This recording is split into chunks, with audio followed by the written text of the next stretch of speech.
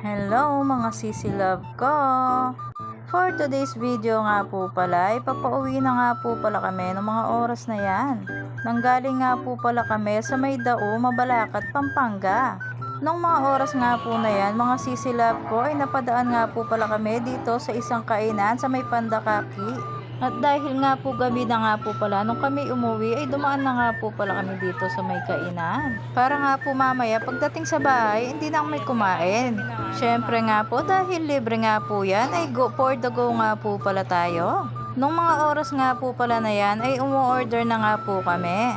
Nga po pala mga sisi love ko, yan nga po palang pinuntahan namin na yan ay Mamihan. Tignan niyo naman itong isang kasama ko, pinipicturan pati yung nasa taas. Ang in-order nga po pala namin ay 5 set po ng Mami. Yung ibang order naman po namin ay pares. At syempre habang naghihintay nga po kami ng mga order ay tamang kwentuhan lang kami. Pakita ko nga po pala sa inyo yung paligid mga sisi love ko.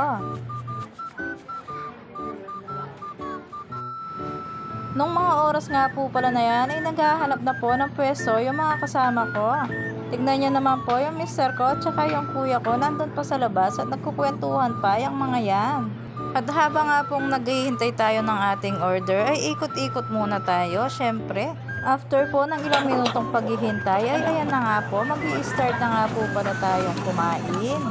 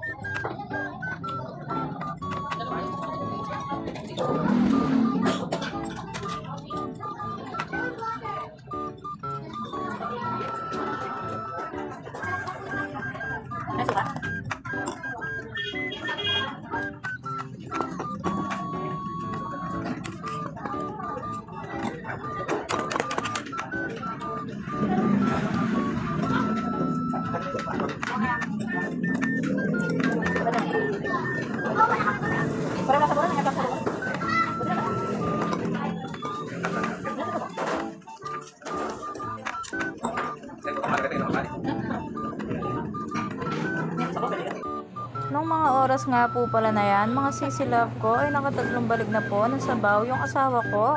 Nirgo yung asawa ko, halatang hindi gutom yan. Kung pagmamasdan mo nga po pala siya, ay parang wala siyang ganang kumain, pero nakatatlong balik na nga po pala ng sabaw yan. Dito naman nga po pala tayo sa kabilang mesa. Nandito naman po yung anak ko at saka yung pamangkin ko. Katabi nga po pala nilang kumain yung tita ko. Ano po masasabi nyo? Masarap ba? Ikaw, ano masabi mo? Masarap, hindi? Nag-isip pa. Tinanong ko nga po pala sila kung masarap ba yung mami nila o hindi.